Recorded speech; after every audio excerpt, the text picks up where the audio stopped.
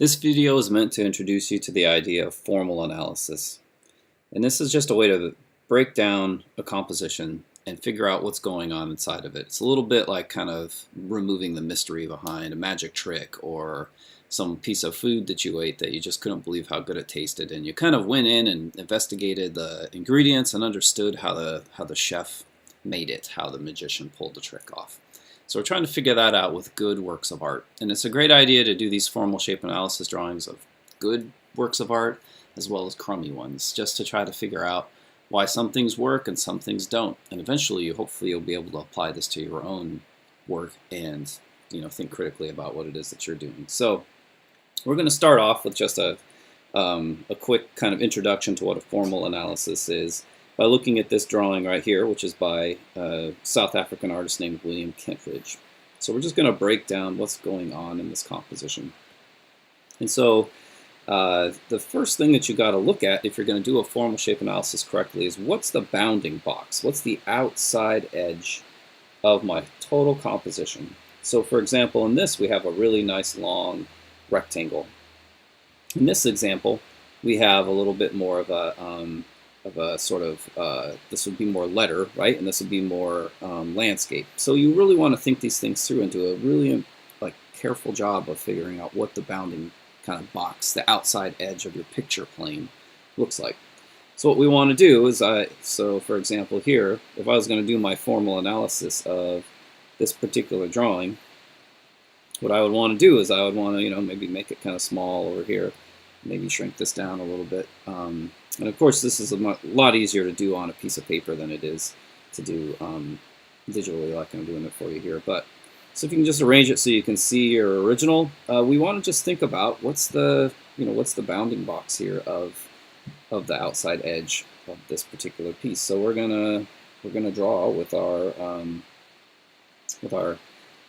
sort of pen, and you just want to kind of fill up a good chunk of the page or whatever, but you want to fill the whole thing up. And I want to kind of just sketch out what are the proportions of the height versus width of my original work, right? So I want to kind of look at it and just kind of sketch that out, see if I can figure out, the original format for this particular composition. So if I look at that, that's pretty close. You can measure if you want. I might go in there with like an eraser now and just go in and and just erase some of this. If I didn't do it quite right, I can go in there and trim the bottom to make the sort of proportions a little bit more accurate here, right? So there you go. So maybe it's something like this that's accurately reflects it. And you'll see, if I draw this accidentally, like let's say I don't pay attention to this and I pretend like my bounding box for this piece is actually a square instead of a rectangle. What I'm going to end up doing is I'm going to end up missing some important sort of components here of my formal shape analysis. So I'll try and show you the example of that here in a minute. So what you want to do is you want to just sort of look at your original work and maybe just think to yourself, what are the big sort of shapes? What are the big kind of visual elements that I can see? And oftentimes we get really distracted by the details, right? And so, if I look at this example, you'll see that, this has got a lot of detail in it. It's got this guy who doesn't have any clothes on, but a hat standing in the middle of this kind of lake thing. It can get distracting. So often what I'll do is I just tell people, just blur it. Like, blur your eyes or take your glasses off or squint or something so that you kind of lose sight of the details and just look for the big shapes.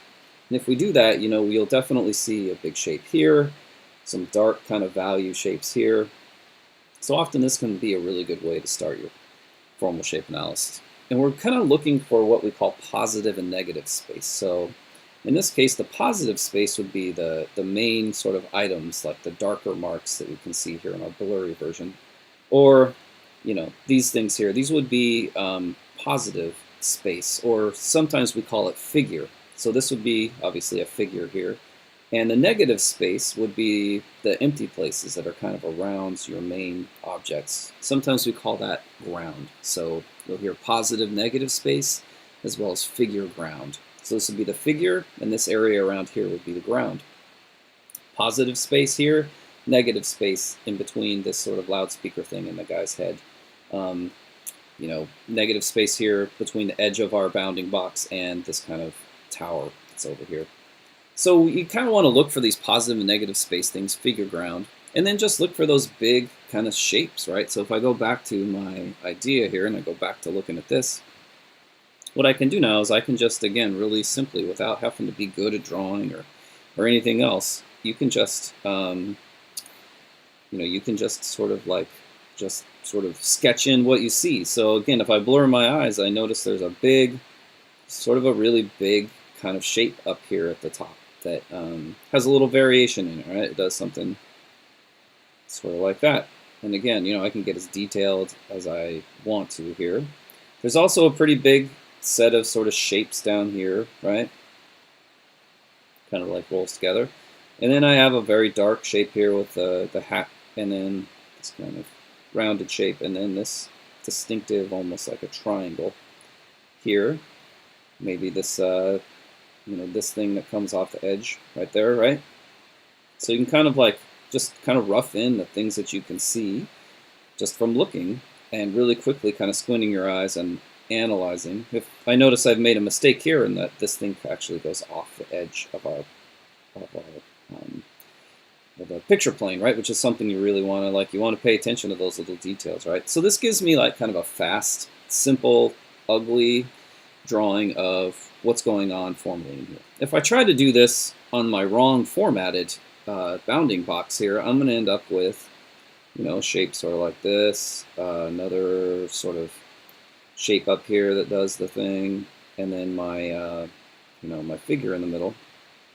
And what you'll notice, though, is that the proportions are all wrong between the positive and the negative space. So, this is actually supposed to be this really kind of thin kind of rectangle negative space here, and here it's totally in the wrong shape, right? This is not a good way to do a formal analysis. You don't do it, you'll make your professors angry if you don't pay attention to this outside edge bounding box. So that's the first step in a formal analysis. You want to do a good job just looking and thinking about what it is you're seeing, but you don't have to be good at drawing. Just kind of rough something in really fast. And we'll come back now with a second video that goes into a little bit more detail.